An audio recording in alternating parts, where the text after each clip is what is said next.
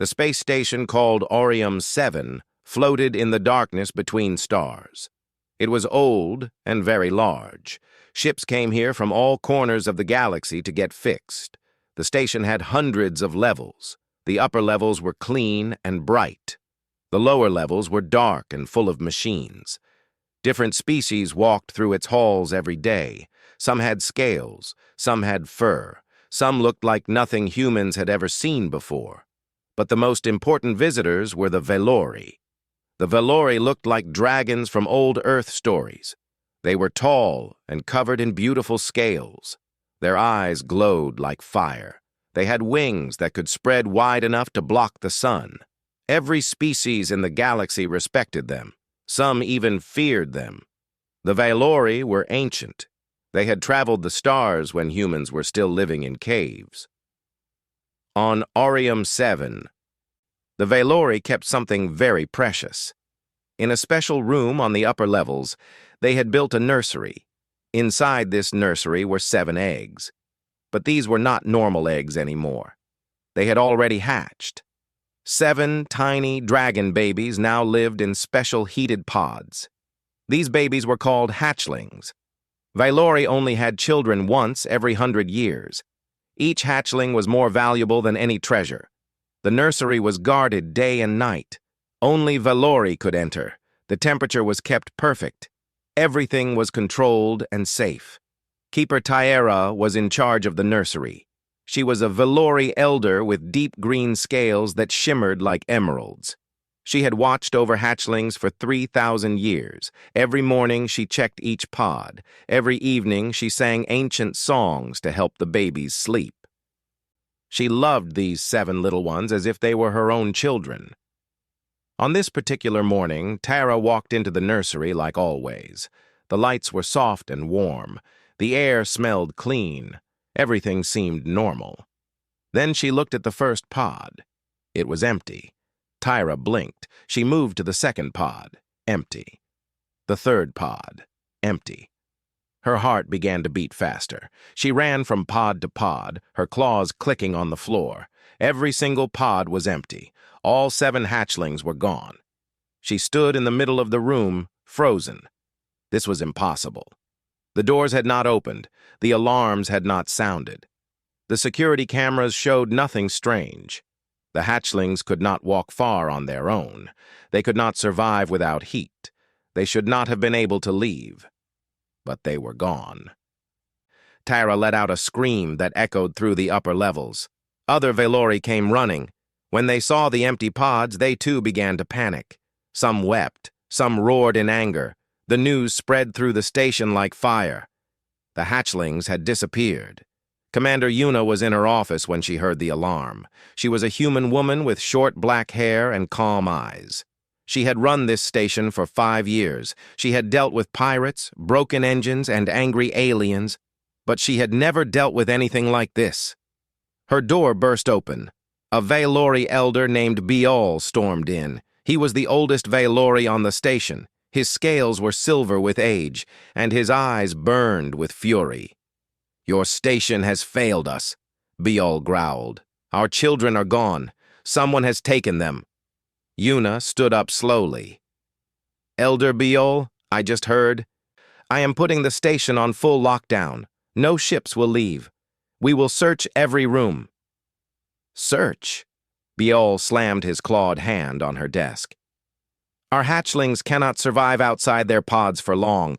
If they are not found soon, they will die. And if they die, human, there will be consequences." Yuna kept her voice steady. "I understand. We will find them."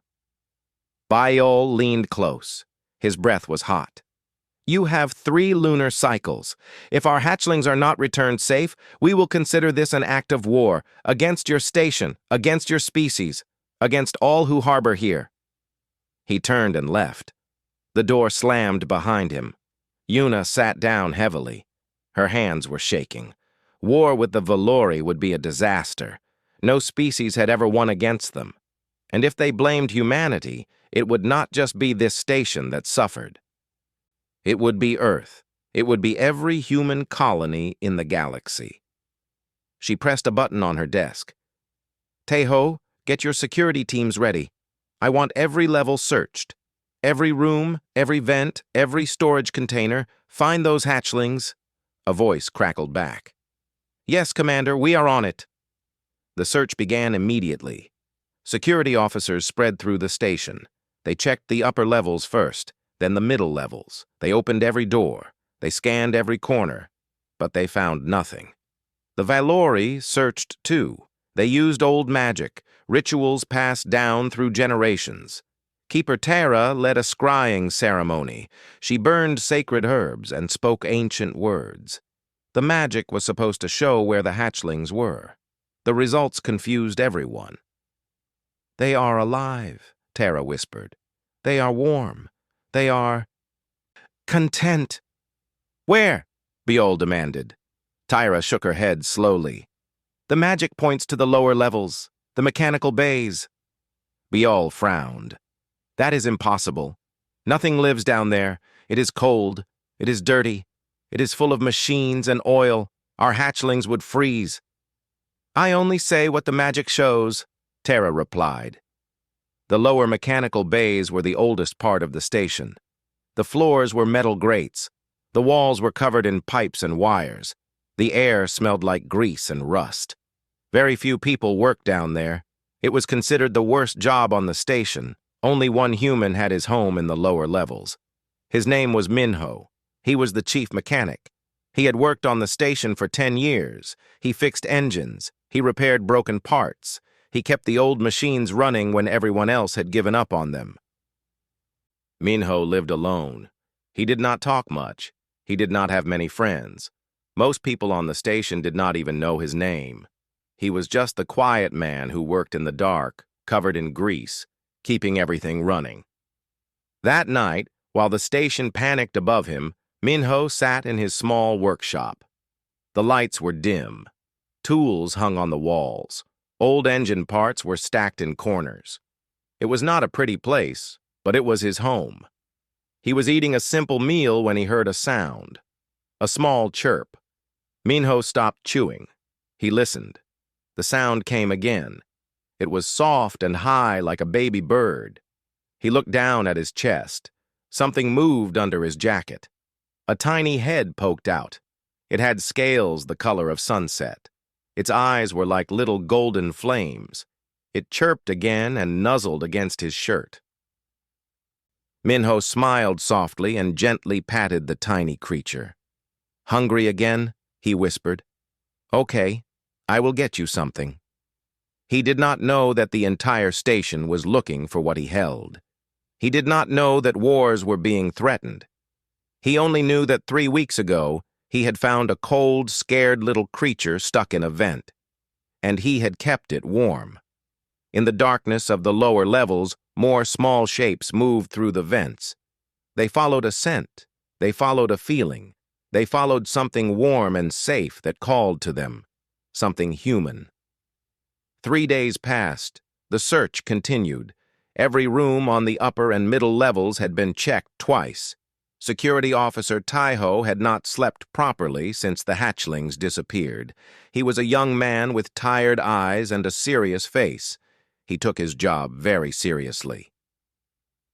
Taiho sat in the security room watching the footage from the nursery again and again. He had watched it maybe 100 times now. The video showed the same thing every time. The hatchlings were in their pods. The lights were dim for sleeping. Then, slowly, one by one, the hatchlings climbed out of their pods. They did not look scared. They did not look confused. They walked to a small vent opening in the wall, and they crawled inside. They left on their own. This made no sense. Hatchlings were supposed to be helpless. They could not survive without heat. They should not have been able to climb or walk so far. And they definitely should not have chosen to leave the safety of the nursery.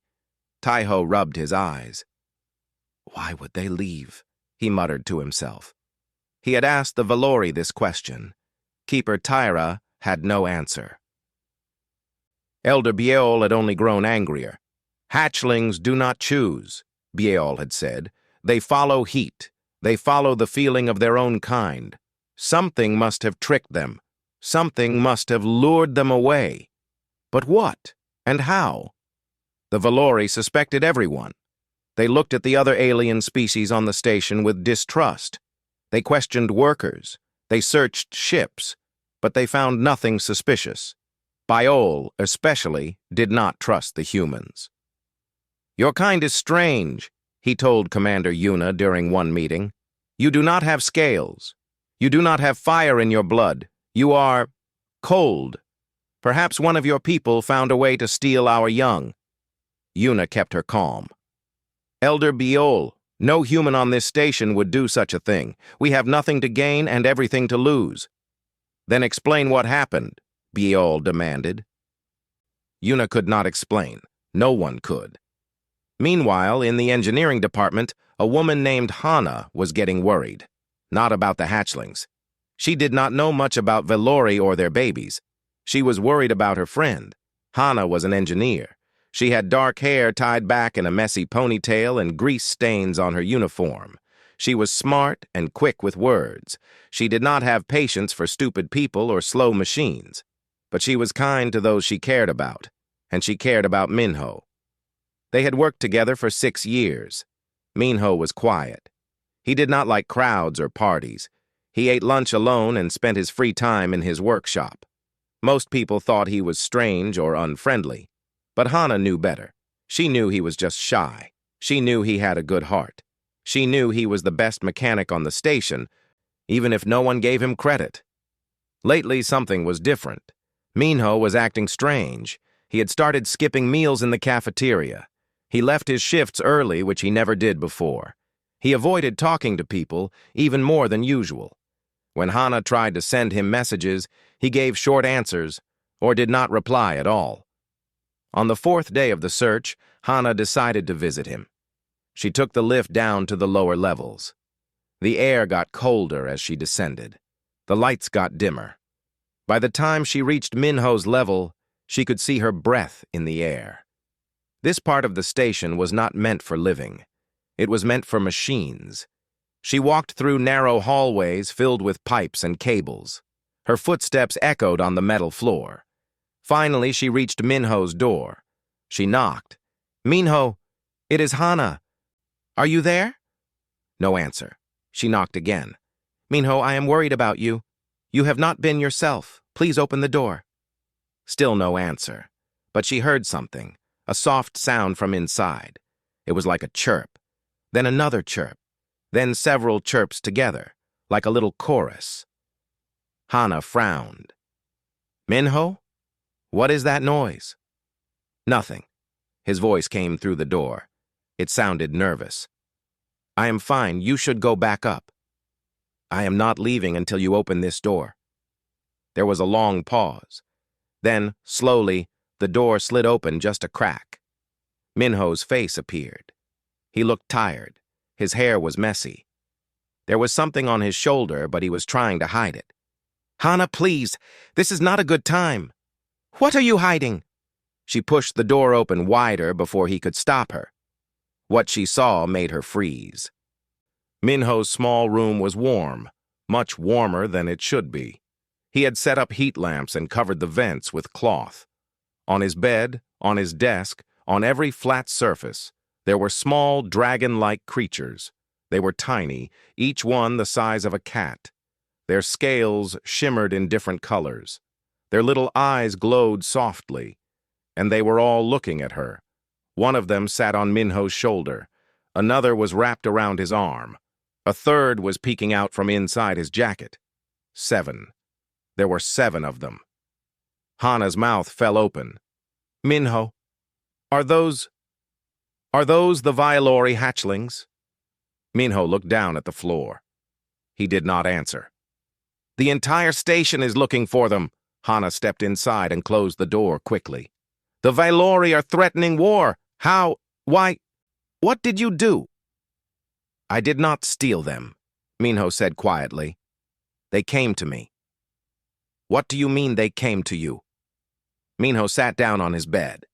The hatchlings immediately moved closer to him. 2 of them climbed onto his lap. One nuzzled his hand. They seemed completely comfortable with him. They seemed to love him. 3 weeks ago, Minho began, I was fixing a vent near the upper levels. I heard a sound, a crying sound. I found one of them stuck in the ductwork. It was cold and scared. I did not know what it was. I just picked it up, put it inside my jacket to warm it. He looked at the hatchling on his shoulder. It chirped happily and rubbed its head against his cheek. It stopped crying, Minho continued. It fell asleep against my chest. I was going to return it. I was going to tell someone. But then, the next day, another one came. It crawled through the vents and found my room. Then another. Then another. Hana stared at him. They came to you? By themselves? I do not understand it either. They just kept coming. They would find me wherever I was. They followed me back here. They sleep on me. They only calm down when I hold them. Hana looked at the hatchlings. They did not seem scared. They did not seem hurt. They seemed happy. Happier than she had ever seen any creature look. Minho, do you have any idea how much trouble you are in? The Valori think someone kidnapped their children. Elder Biol is ready to start a war. Minho's face went pale. War? I did not know. I do not go to the upper levels. I do not hear the news down here. You have to tell them. You have to give the hatchlings back. At the word back, the hatchling suddenly made a loud noise. It was not a happy chirp. It was a sharp, distressed sound. They all moved closer to Minho. Some of them hid under his jacket. One of them actually hissed at Hana. Minho held up his hands gently, calming them. Shh, shh. It is okay. No one is going to hurt you. Hana watched in amazement. The hatchlings trusted him completely. They clung to him like he was their parent. How are you doing this? She whispered. I am not doing anything. I just keep them warm. I feed them. I talk to them. That is all. Hana sat down slowly. Her mind was racing. This was impossible. This was dangerous. This was also somehow the sweetest thing she had ever seen. Minho, the quiet, lonely mechanic, surrounded by baby dragons who had chosen him as their home. We have to tell Commander Yuna, Hana said finally. Minho looked scared. Will they take them away? They are not yours to keep, Minho. I know that. He stroked the head of the hatchling in his lap. I do not want them to be scared again. They were so scared when I found them, so cold. Hana felt her heart break a little. I will talk to the commander. I will explain what happened, but Minho, you have to be ready. The Valori might not understand. Minho nodded slowly. The hatchlings sensed his sadness. They pressed closer to him, chirping softly, trying to comfort him the only way they knew how. Hana stood up and walked to the door. Before she left, she looked back at her friend. For what it is worth, she said, I think you did a good thing. A stupid thing, but a good thing. Then she was gone, climbing back up to the light, carrying a secret that would change everything. Minho sat alone in his room after Hana left. The hatchlings were still gathered around him. One of them, the first one he had found, was curled up on his chest. Its scales were the color of sunset, orange and pink and gold. He had started calling it Little Sun in his mind, though he never said the name out loud. He leaned back against the wall and closed his eyes. He thought about how all of this started. 3 weeks ago, he had been working late. There was a broken air filter on level 12. It was a simple job. No one else wanted to do it because level 12 was near the Valori nursery, and the Valori did not like other species walking near their sacred space. But Minho did not mind. He liked working alone. He liked the quiet of the night shift. He had opened the vent cover and crawled inside with his tools. The space was tight and dark. He moved slowly, checking each connection, each seal. Then he heard it, a small cry. It was soft and weak. It sounded like a baby animal in pain. Minho stopped moving. He listened. The cry came again, somewhere ahead in the darkness. He crawled forward, following the sound. The vent twisted and turned. He had to squeeze through narrow parts. His shoulders scraped against metal, but he kept going. Finally, he found it. A tiny creature was stuck where two vent pipes met. Its small body was pressed against the cold metal. It was shaking. Its eyes were closed. Its mouth opened and closed, letting out weak little sounds. Minho did not know what it was. He had never seen a Valori hatchling before. He only knew that this small thing was cold and scared and needed help. "Hey," he whispered. "It is okay. I am going to help you." He reached out slowly. The creature flinched at first. Then it seemed to sense that he meant no harm. It stopped struggling. Minho carefully freed it from the tight space. It was so small, smaller than his hand. Its scales were soft, not hard like he expected. Its tiny claws gripped his fingers weakly. It was freezing cold. Without thinking, Minho tucked the little creature inside his jacket, against his chest. He could feel its small body shaking against his shirt. He held it gently and started backing out of the vent. By the time he reached the open air, the shaking had stopped. He looked down. The creature had pressed itself flat against his chest, right over his heart. Its eyes were still closed, but it was breathing steadily now. It had fallen asleep. Minho stood there in the empty hallway, not sure what to do. He should report this. He should take it back to wherever it came from. But it was the middle of the night. The creature was finally warm and calm. If he moved it now, it might get scared again. "Just for tonight," he told himself. "I will keep you warm tonight. Tomorrow, I will find where you belong." He carried the little creature back to his room in the lower levels. He set up a small space with blankets and a heat lamp. He tried to put the creature there, but it would not let go of his shirt. Every time he tried to move it, it made a sad sound and grabbed tighter.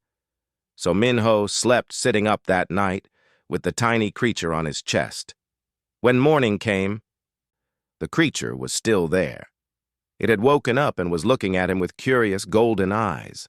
It chirped once, a happy sound. Minho smiled a little. "Good morning."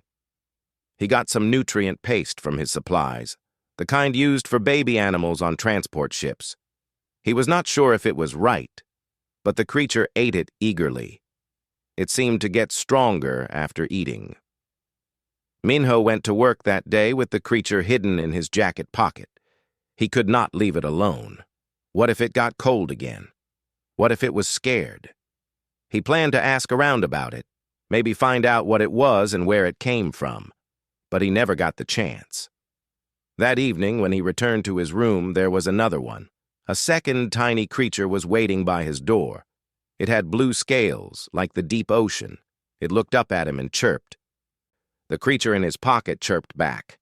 Minho stared. "Where did you come from?" The blue creature walked toward him and rubbed against his leg, like a cat asking to be picked up. He picked it up. It immediately burrowed into his jacket with the first one. The next day, a third one came, then a fourth, then 3 more, all at once. By the end of the week, Minho had 7 tiny dragon creatures living in his room. They slept on him. They followed him around. They ate from his hand and made happy sounds when he talked to them. He knew he should tell someone. He knew this was not normal. But every time he thought about it, he looked at them. They were so happy. They were so comfortable. They had chosen to come to him. How could he just give them away? Days turned into weeks. Minho stopped going to the cafeteria because he did not want to leave them for long. He left his shifts early to check on them. He spent all his money on food and heat lamps and soft blankets. He talked to them at night, told them about his life, his childhood on Earth, his decision to work in space, his years of loneliness on the station. "I never had a family," he told them once, as they lay curled up on his chest. "My parents died when I was young. I grew up in a state home. No one ever chose me." Little Sun had looked up at him then. It chirped softly and pressed closer to his heart. "But you chose me," Minho whispered. "I do not know why. I am not special. I am just a mechanic. But you chose me." He had started to love them. He knew it was foolish. He knew they were not his. But he could not help it. Now, sitting in his room after Hana's visit, Minho felt fear growing in his stomach. The Vailori were looking for them. The whole station was looking for them. There would be trouble, maybe worse than trouble. Little Sun chirped and nuzzled his chin. The other hatchlings gathered closer, sensing his worry. "I am sorry," Minho said to them. "I should have told someone sooner. I was selfish. I did not want to lose you." The hatchlings did not understand his words, but they understood his feelings. They always seemed to understand his feelings. One of them, a green one with spots, climbed up and put its tiny claws on his face. It looked into his eyes and made a soft sound, a comforting sound. Minho laughed a little, even though his eyes were wet. "You are comforting me? I am supposed to be taking care of you." He spent that night holding them. He memorized the color of each one's scales, the sound of each one's chirp, the way each one liked to sleep. The green spotted one liked to sleep in the curve of his neck. The blue one liked to wrap around his arm. Little Sun always slept right over his heart. He did not know what would happen tomorrow. He did not know if he would ever see them again after the Vailori came. But he knew one thing. He had been alone his whole life. He had never felt like he belonged anywhere. He had never felt truly loved. For 3 weeks, these small creatures had changed that. They had found him in the dark. They had chosen him when no one else did. They had made him feel warm for the first time in years. Whatever happened next, he would always be grateful for that. Minho closed his eyes and listened to the soft chorus of breathing around him. 7 tiny lives that had touched his heart. "Thank you," he whispered into the darkness. "Thank you for finding me." Above him, many levels up, Hana was walking into Commander Yuna's office. She was about to tell a story that no one would believe, but it was true. It was all true. Commander Yuna listened to Hana's story without saying a word. Her face did not show any emotion. When Hana finished, there was a long silence. "You are telling me," Yuna said slowly, "that the 7 Vailori hatchlings walked out of the most protected nursery in the galaxy. They crawled through the ventilation system. They traveled down 30 levels. And they did all of this to find one human mechanic in the lower decks." Hana nodded. "I know how it sounds. But I saw them with my own eyes. They are with Minho. They came to him by themselves. He did not take them." Yuna leaned back in her chair. "This is either the strangest thing I have ever heard or the best lie. It is not a lie. Come see for yourself." 30 minutes later, a small group walked through the lower levels. Commander Yuna led the way. Behind her walked Keeper Tyra and Elder Biol. Security Officer Tejo was there too, along with Hana. Elder Biol looked disgusted as they walked through the dirty corridors. "This place is filthy. No Vailori hatchling would choose to come here." "We will see," Yuna said. They reached Minho's door. Yuna knocked. "Minho, it is Commander Yuna. Please open the door. We need to talk."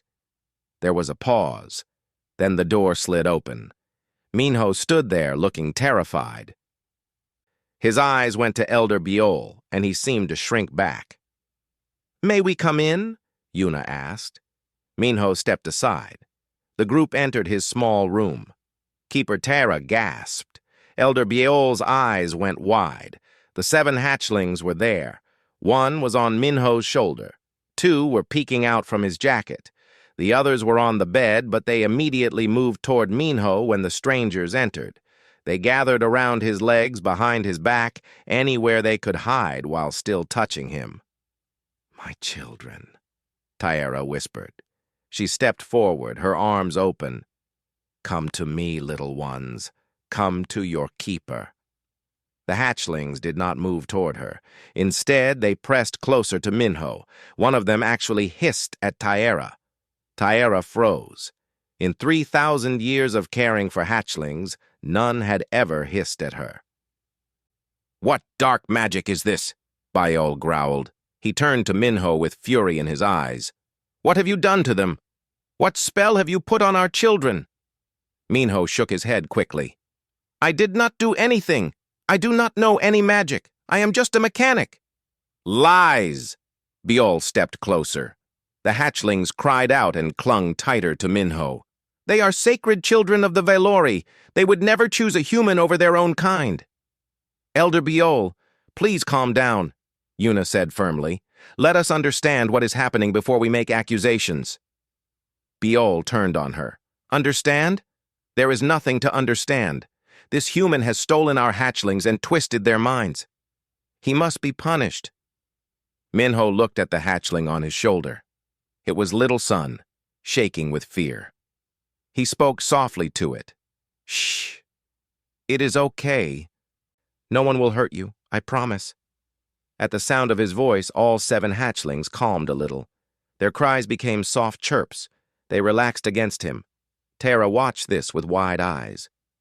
"That is remarkable." "What?" Biol snapped. "Look at them, Elder. Look at how they respond to him." Tara moved closer, more carefully this time. "They are not afraid of him. They are afraid for him. They are protecting him." "Impossible." "It is not impossible. I am seeing it with my own eyes." Tyra knelt down to be at eye level with the hatchlings. She spoke in the old Velori language, soft and gentle. She was asking them to come to her. The hatchlings looked at her. They seemed to understand, but they did not move. Instead, Little Sun turned and nuzzled Minho's neck. Tyra sat back, her face showing shock. "They have bonded with him."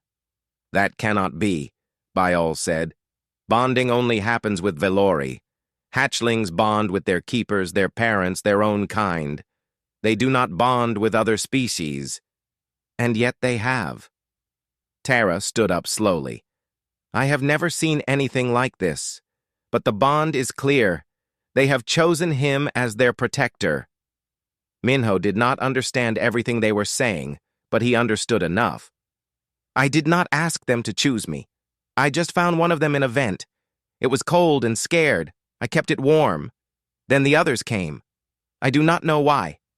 I could not leave them alone." Tyra studied him. "You kept them warm?" "Yes. Humans are warm inside. I held them against my chest. They liked it." Tara and Biol exchanged a look. "Our nursery pods are heated," Biol said. "They had all the warmth they needed." "Machine warmth," Tyra murmured. "Artificial heat, not the same as living warmth." She looked at Minho with new eyes. "Humans are endothermic. They make their own heat from inside their bodies. Velori heat comes from our fire glands. It is different." "What are you saying?" Biol demanded. "I am saying, perhaps the hatchlings sensed something in this human that they could not get from our machines. Or even from us." Tyra turned to Yuna. "I request that your medical staff examine this man. I want to understand what makes him different." Minho looked worried. "Examine me?" "It will not hurt you," Tyra assured him. "We just want to understand why our children have bonded with you." The examination happened right there in Minho's room. A human doctor came down with scanning equipment. She measured Minho's temperature, his heart rate, his brain waves, even his electromagnetic field. "His body temperature is slightly higher than average for a human," the doctor reported. "And his heart rhythm is very steady, very calm." "His electromagnetic field?" Tara asked. The doctor checked her readings. "Unusual. When he is near the hatchlings, his field becomes softer, more welcoming. I do not know how else to describe it. It is like his body is reaching out to them." Tara nodded slowly. He radiates comfort, safety, warmth. Not just physical warmth, but emotional warmth. Our nursery pods cannot give emotional warmth, Biol said quietly. He was starting to understand. They can only give heat, but he can. Tyra looked at Minho. You asked why they chose you. I think I understand now. Hatchlings need more than temperature control. They need to feel safe. They need to feel loved. Somehow your body, your energy, your very being. It gives them exactly what they need. Minho looked down at the hatchlings. They were calm now. Little Sun had fallen asleep on his shoulder. I did not know I was special, he said. I always thought I was ordinary. There is nothing ordinary about you, Tyra said. You have given our children something precious, something we could not give them ourselves. Biol was silent for a long moment. His anger had faded.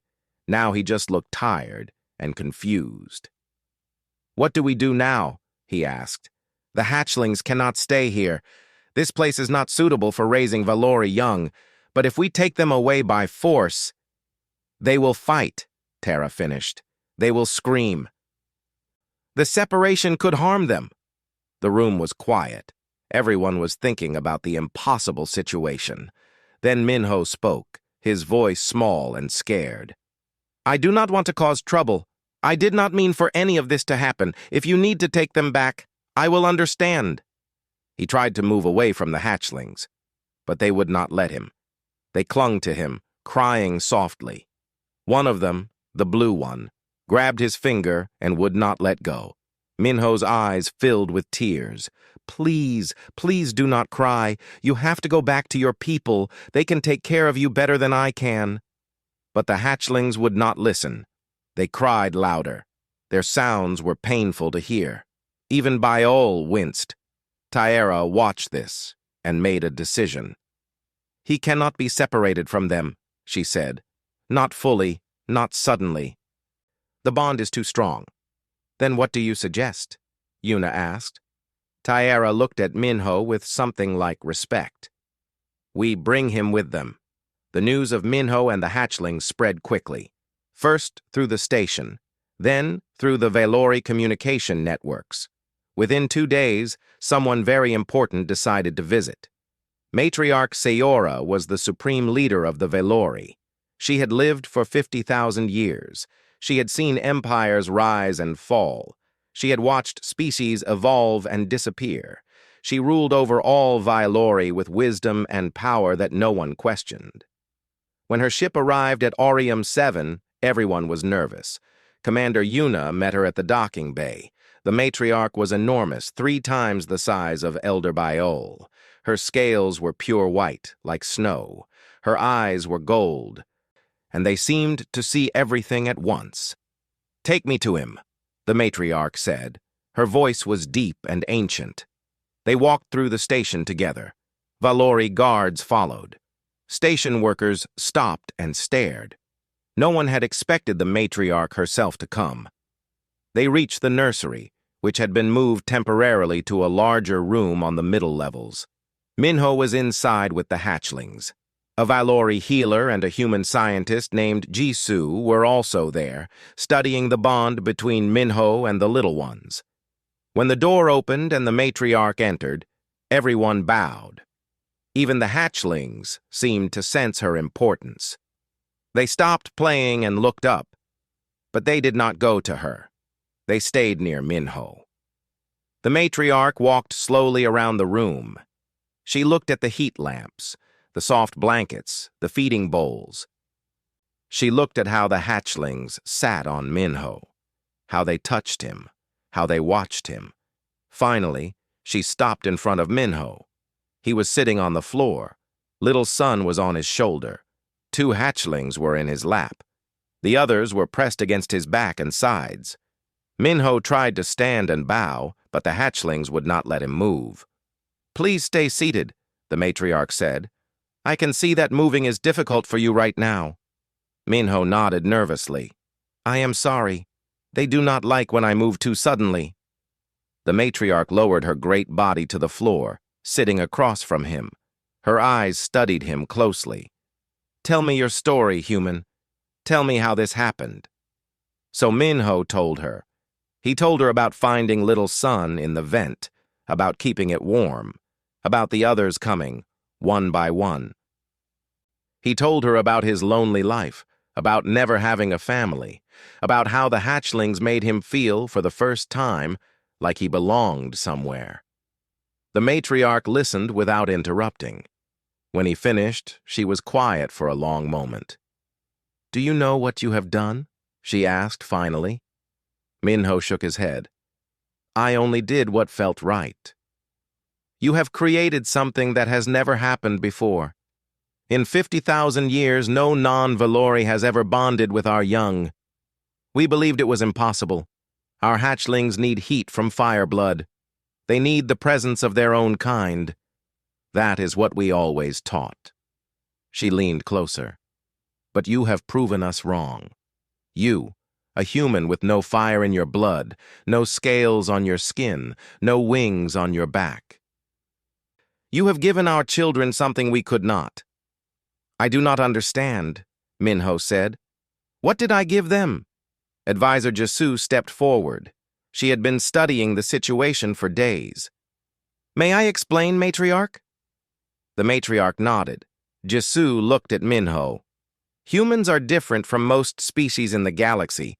We make our own heat inside our bodies. This is called being endothermic. It means we are always warm no matter the environment." "I know this," Minho said. "But why does it matter?" "Because your warmth is not just temperature. It is alive. It changes. It responds to emotion." Jasoo brought up a small display showing colorful readings. When you are calm and happy, your body creates a kind of energy field. It is very subtle. Most species cannot sense it. But the hatchlings can. What does the field do? It makes them feel safe. It tells them that someone cares about them. It is like a warm hug, but on an energy level. Jasoo smiled. The Valori nursery pods can heat the air, but they cannot make the hatchlings feel loved. Your body can. The matriarch spoke again. "There is more. Our healers have examined you. Your heart beats in a rhythm that is very similar to the rhythm that calms Valori young. Your voice has a frequency that soothes them. Even your smell seems to comfort them." Minho was amazed. "I did not know any of this. I just held them because they were cold. And that is why they trust you." The matriarch's voice was warm. "You did not hold them to gain something. You did not care for them because of duty or custom. You did it because you could not bear to see them suffer. That kind of caring is rare. It is precious, and somehow our children could sense it." Little Sun chirped and nuzzled Minho's chin. The matriarch watched with ancient eyes. "Tell me, Minho," she said. "What do you want?" Minho blinked. "What do I want?" "Yes, you have given our children back to us. You have done something impossible. The Valori owe you a great debt. Name your reward, status among our people, wealth beyond measure, a seat on any council, whatever you desire." Minho was quiet. He looked at the hatchlings around him. Little Sun, the blue one, the green spotted one, all of them. "I do not want wealth," he said slowly. "I do not want power or status." "Then what?" Minho's voice was small and shy. Can I still see them? Sometimes?" "I know they are not mine. I know they belong with their people. But I have grown to love them. It would hurt to never see them again." The matriarch stared at him. Jasoo stared at him. Even the Valori guards stared at him. He had just been offered anything in the galaxy, and he asked only to see the hatchling sometimes. Keeper Terra wiped her eyes. Even Elder Bio looked moved. The matriarch rose to her full height. She looked down at the small human sitting on the floor, covered in baby dragons. "In our culture," she said, "to give without expecting return is the highest form of honor. It is the mark of a true heart. I have lived 50,000 years. I have met kings and warriors and scholars.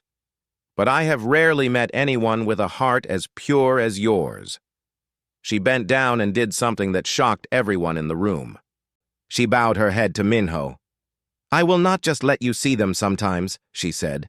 I will name you Hearthkeeper. It is a sacred title. It means keeper of warmth, keeper of home. No non-Vailori has ever held this title. You will be the first. Minho's eyes went wide. What does that mean? It means you will help raise these hatchlings, alongside our keepers, alongside Tyra and the others. They will learn from us, but they will also have you. Your warmth, your care, your pure heart. The hatchlings seemed to understand. They chirped happily, they jumped and played. Little Sun licked Minho's face. Minho laughed, then cried, then laughed again. Thank you. Thank you. The matriarch looked at Commander Yuna. I came here ready for war. I came ready to punish those who took our children. Instead, I found something beautiful. A human who taught us something about ourselves. She turned back to Minho. You taught us that our children do not just need heat. They need love. And love can come from anywhere. Even from a lonely mechanic in the coldest part of a space station. Elder Biol stepped forward. He had been silent for a long time. Now he stood before Minho and bowed deeply. I called your kind cold-blooded, he said. I said humans could not understand warmth. I was wrong. You have more warmth in your heart than I have seen in 1,000 Vailori. Please forgive my harsh words. Minho nodded, too emotional to speak. The room was filled with light and hope. The hatchlings were safe. The war was avoided, and Minho, the quiet mechanic who never felt like he belonged anywhere, had finally found his family. Not by blood, not by species, but by choice. By love.